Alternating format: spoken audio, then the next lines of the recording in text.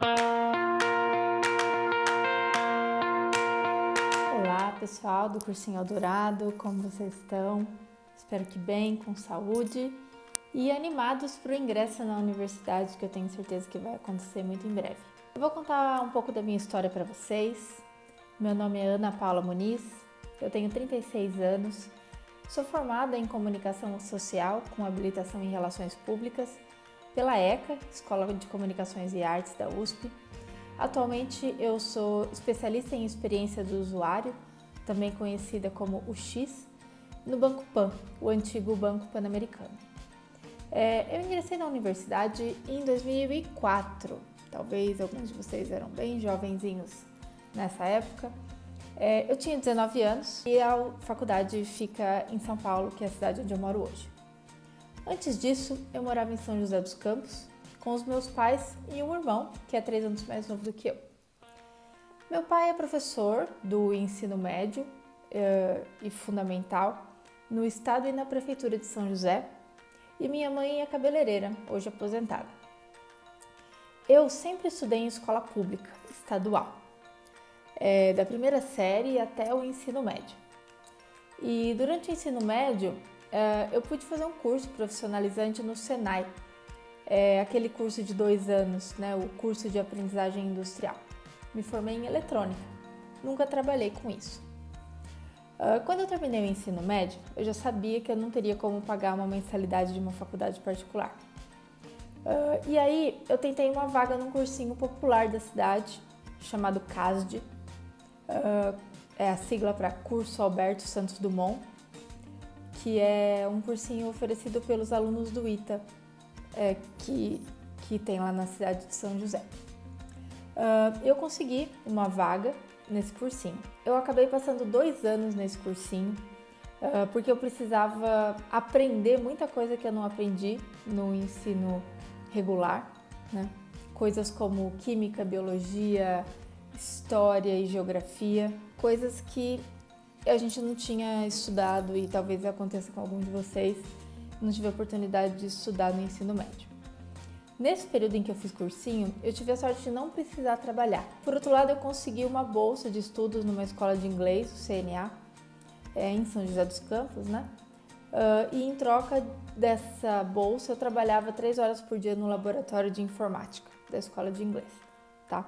E foi assim que eu acabei conseguindo fazer, né, o cursinho de inglês. Em 2004, eu ingresso na faculdade e quando isso acontece, eu já sabia que seria muito difícil para mim, para os meus pais, me bancarem financeiramente, afinal de contas, São Paulo, custo de vida muito alto, né?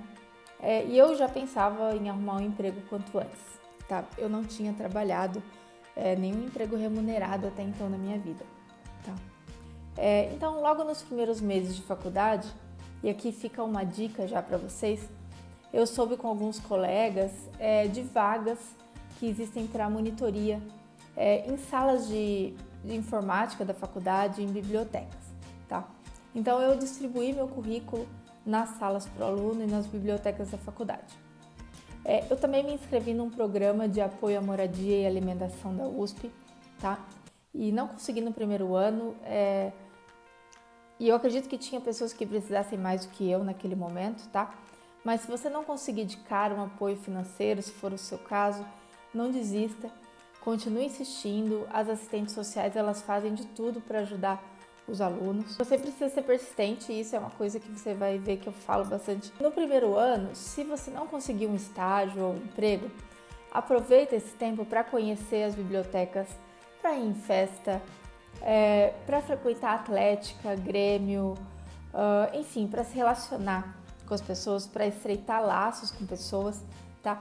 Que são pessoas que dali a alguns anos vai ser importante saber nome e sobrenome delas, tá? Ter uma história boa para contar.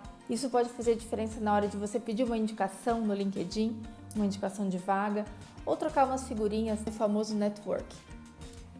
Então, no segundo ano de faculdade, algumas coisas aconteceram de importante na minha vida universitária, né? Eu acabei me mudando para morar de hóspede como uma amiga, tá lá no CRUSP, na moradia universitária, justamente para aliviar a questão financeira dos meus pais, né? e também porque eu queria um pouco mais de independência, tá? Também consegui uma bolsa alimentação para comer no bandejão e eu consegui então tomar café, almoçar e jantar de forma gratuita por causa dessa bolsa. E eu comecei a trabalhar na biblioteca da Escola Politécnica, que me chamou. Também me chamou a sala para o aluno, né? E no meio do segundo ano eu me inscrevi para fazer iniciação científica. A iniciação científica, ela também oferece uma bolsa de estudos para o aluno que se candidata ali, né?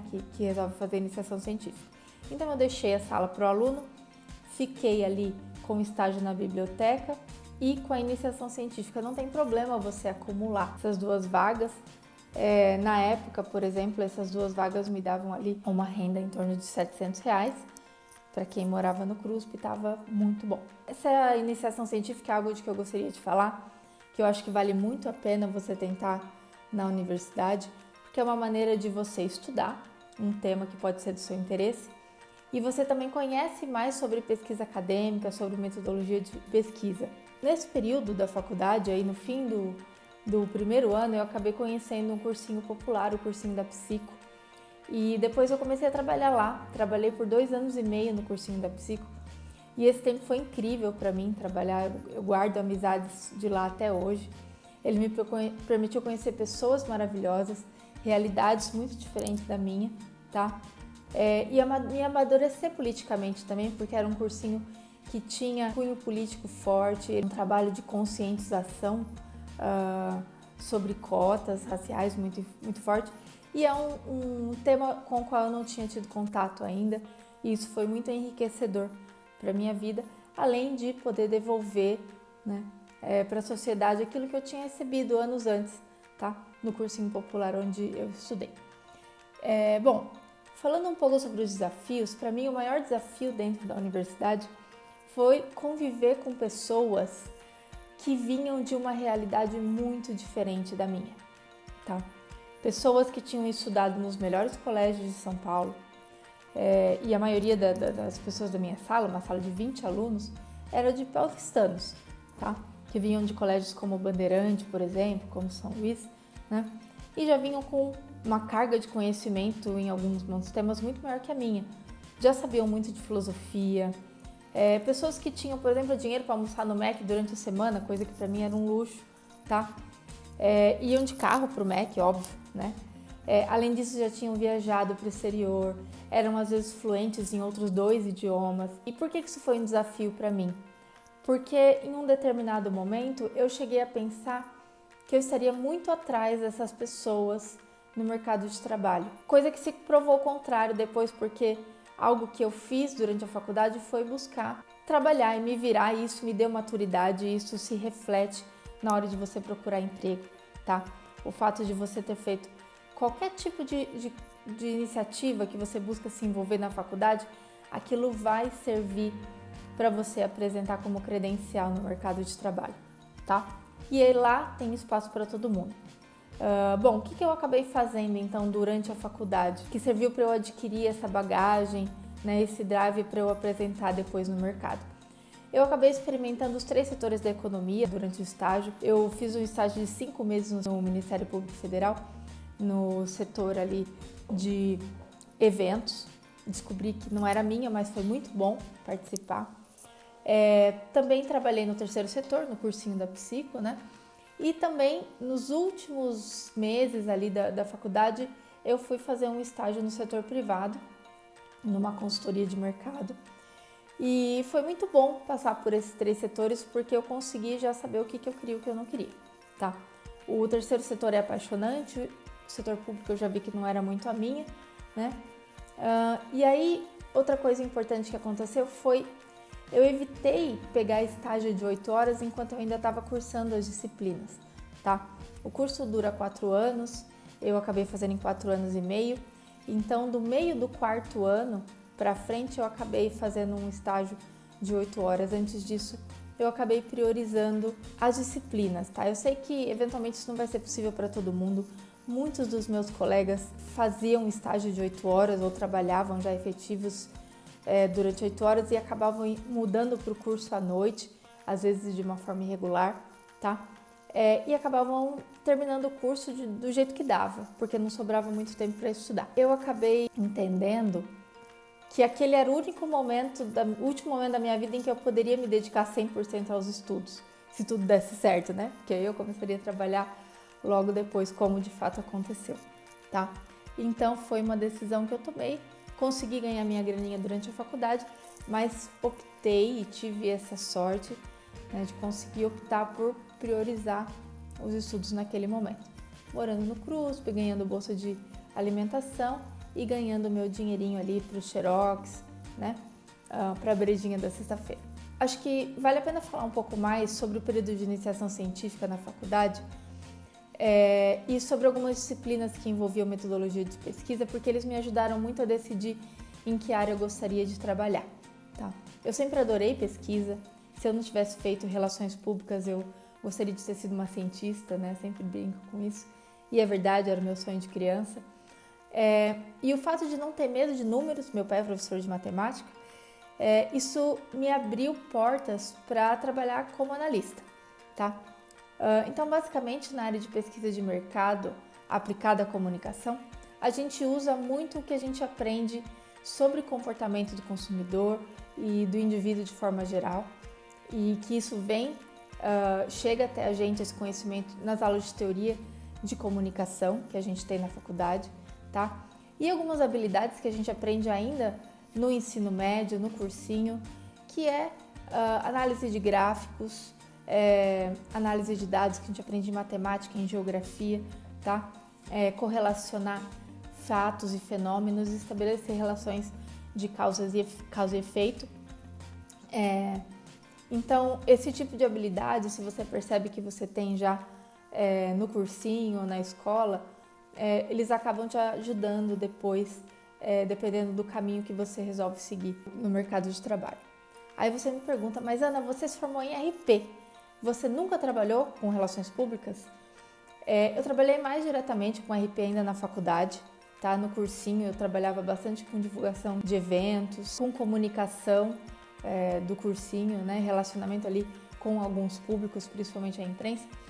Mas depois de formada eu acabei usando muitos conceitos de RP para entender a relação das empresas com seus públicos, né? E é isso que o RP faz. Ele é o porta-voz da empresa no relacionamento com seus públicos, tá?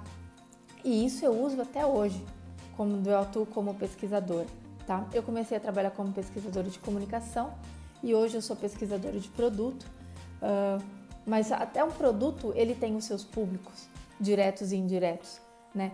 Toda organização ela tem os seus públicos e o profissional que consegue identificar a importância dessa relação, ele também está na frente de outros que não têm essa visão estratégica da empresa, né?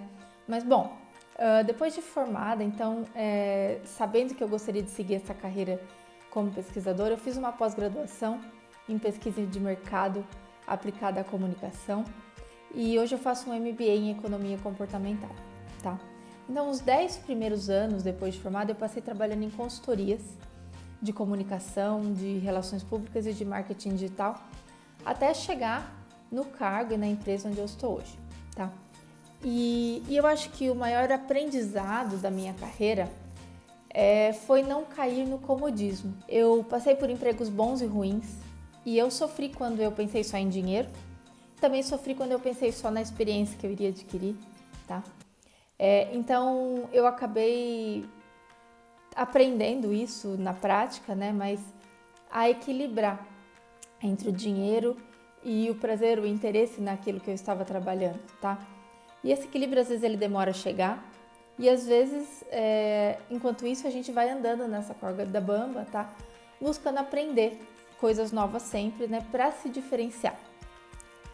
Então, hoje, olhando em retrospecto, eu posso dizer que a curiosidade, né? Essa inquietação e esse interesse por áreas diversas aí por onde eu passei e a obstinação me ajudaram muito, né?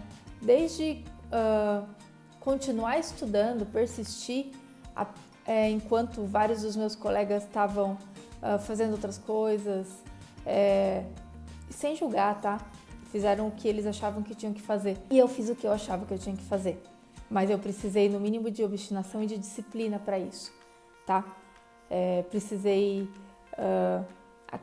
aceitar a ajuda de quem se propôs a me ajudar, mas a persistência, confiar em você mesmo, confiar no seu trabalho, na sua capacidade, isso faz a diferença, tá?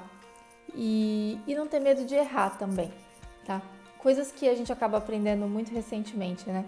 Grandes empresas como a Kodak, não sei se alguém de vocês conhece, e a Blockbuster, que era uma rede de locadoras de vídeo. A geração streaming talvez não saiba bem o que é isso, mas enfim, fitas VHS que a gente locava para assistir os filmes no final de semana, né? Eles faliram e eram líderes de mercado, tá? Mas eles faliram porque os seus gestores tiveram medo de inovar, tá? Eles preferiram ficar no que eles consideraram seguro, em vez de apostar em novos caminhos. E com isso, eles acabaram sendo engolidos pela concorrência e pela própria evolução do mercado. Quando você for para o mercado de trabalho, na hora de se apresentar numa entrevista de emprego ou mesmo na faculdade, tá? Pensa em ir construindo aos poucos a sua imagem, o seu perfil, agregando para você esses pontos fortes e mudando aquilo que de repente você vê que você precisa melhorar, tá? Conversa com seus amigos, com parentes, pessoas que você conhece há algum tempo e pergunta para eles o que eles acham que você tem de qualidades e no que você pode melhorar, por exemplo. E com isso, você vai acabar descobrindo coisas que você pode usar ao seu favor. Ah, Ana, de repente eu ouço que eu escrevo bem, tá? E até no cursinho, né? De repente você recebe elogios na sua redação, de repente você recebe sugestões de melhoria na sua redação. Trabalhe em cima disso, trabalha para o seu bem, né? Para melhorar na sua redação, para melhorar no seu vocabulário eventualmente, e depois você usa isso no seu currículo. Pô, tenho habilidades com escrita, excelente texto e ortografia, ou eu sou bom em falar em público, coloca lá, isso é um grande trunfo, inclusive, na vida profissional, tá? Tenho desenvoltura em relacionamento interpessoal e apresentações em público, por exemplo. Com certeza você vai descobrir seus pontos fortes e você precisa explorar isso, tá? Na sua vida profissional, e isso pode ser que faça a diferença entre você e aquele colega que de repente estava em vantagem em algum momento da vida. O tempo está acabando. Eu espero ter ajudado um pouco você nesse seu caminho de escolha da sua profissão, tá? E se você quiser esclarecer alguma dúvida ou bater algum papo comigo, pode me adicionar no Instagram, @ana_Muniz, Muniz 84, ou no Twitter, @anamuniz, ou no LinkedIn, ana_Muniz.andrade, tá bom? Um abraço e boa sorte para você!